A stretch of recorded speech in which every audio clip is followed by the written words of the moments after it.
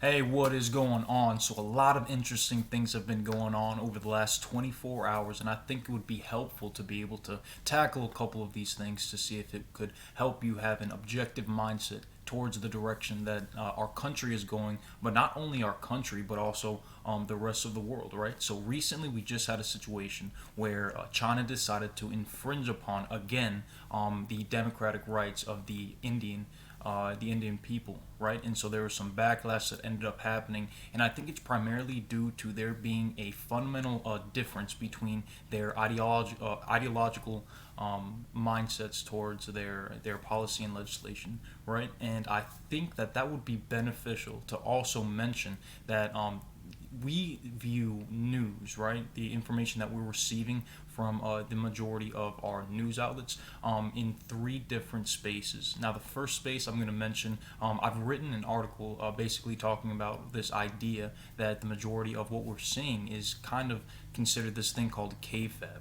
Right, so KFAB is basically, if you're familiar with like the WWE, I wrote an article on that. Please check it out. It's basically this kind of made-up situation that forces people to be on opposing teams because what it does is it allows the viewer that's watching the news or watching WWE to be entertained by the information that's going on. All right. Now, what the entertainment platform is meant for is for distraction.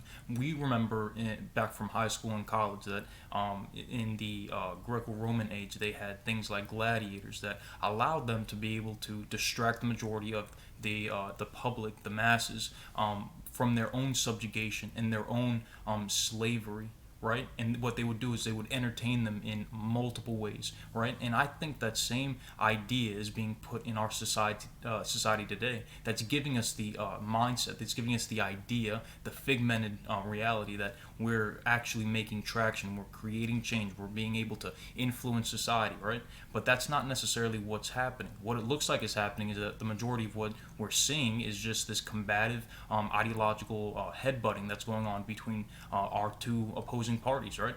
And I think it would be helpful if we understood that to take a step, if we took a step back and we looked at it from a different perspective, right?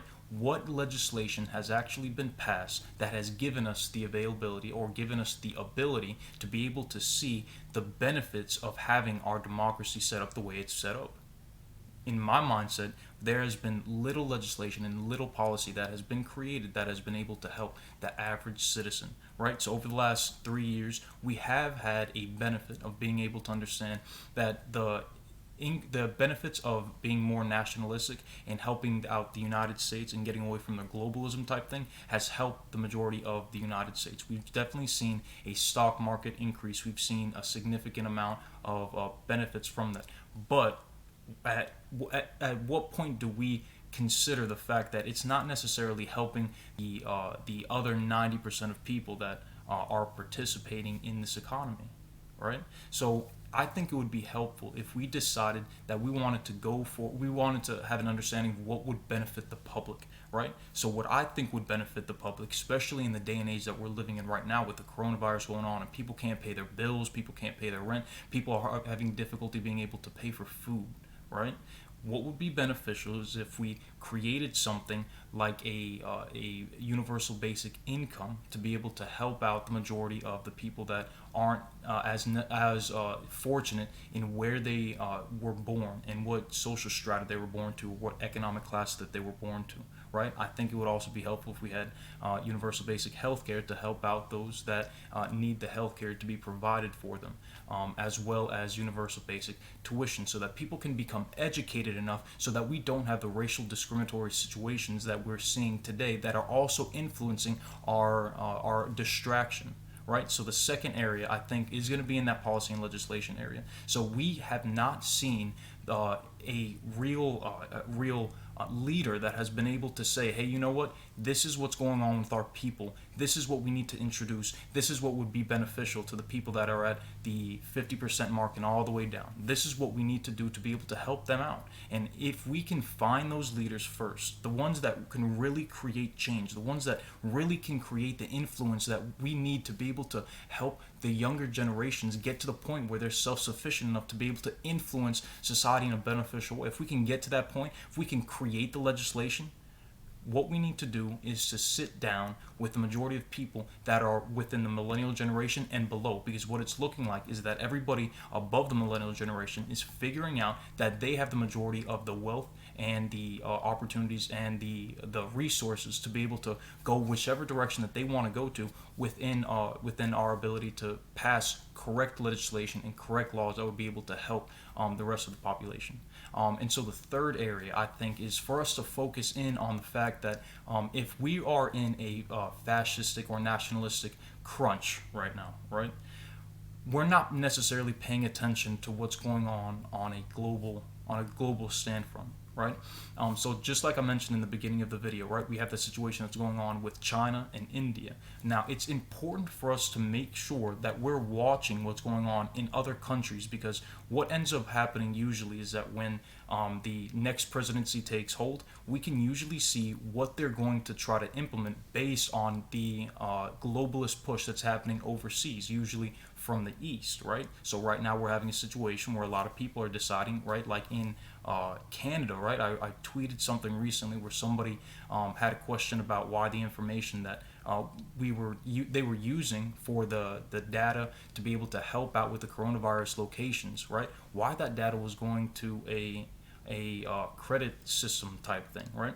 And in another article, I had mentioned why I think the communist government in China implementing something like a social credit score is negatively affecting their people, and that and that's being brought over to the rest of the rest of the world. It's moving further and further west, right? And so those are some of the things that I think we should pay attention to, because there will be a definite shift to the Democratic Party, and if we're not careful, if we don't watch what's going on in other countries, then it's gonna be like a stampede. We're not gonna know what hit us because of the fact that we weren't paying attention to it. So we need to pay attention to the global information, right? And back on that idea of the social credit system, to kind of give you an idea, there are multiple videos that you can watch on it, and it basically gives you the information so that you were able to digest it in an efficient way. But I think the more sinister thing is that if we already have a massive gap between the people that can be able to afford life, right, and the people that are subjected to different types of subjugation just due to the fact of where they were born, what hierarchy they were born to, right? What's the benefit of being able to see that implemented into society, right? From my perspective, it's not necessarily going to be something that benefits the majority of people due to a multitude of different factors, right? And if we're able to view that, if we're able to see that, if we're able to understand that it's not necessarily helping out the lower parts of the strata, then we need to say something or do something or elect people that understand how the mechanisms behind our democracy work so that we have an opportunity to speak for ourselves. I've written in multiple articles that what it's looking like is happening is that the majority of the people that we elect into office that are doing our policy and legislation, that are representing the people, are a part of a certain strata, a certain hierarchy. They're already millionaires or 100,000aires, or they're already in the system that allows them to be able to have large sums of money so that they can live great lives, right? What you don't see happening is where we have people that are from the lower, we have a few quality representatives that are from the lower parts of the social hierarchy, socioeconomic hierarchy. But if you look at the majority of the net worth that our republic has, you'll start to see a common pattern, right? It's people that have high net worths, that have certain ideological preferences, and that come from certain areas, right? So what I think is happening is that the elitist class is deciding that they want to go ahead and figure out which people would be best able to represent their ideals, the elitist class ideals, right? And that's how we're losing our ability to be able to create the world that we would like to live in, right? And so those were just a couple ideas that I think would be beneficial to bring up to see if you guys had any information that you would like to add to the conversation. So with that being said, thank you for checking out the video. As usual, please do not forget, if you enjoy the content, if you enjoy the information, donate to the channel so that I can continue to bring you this good information. Thank you. Have a great day.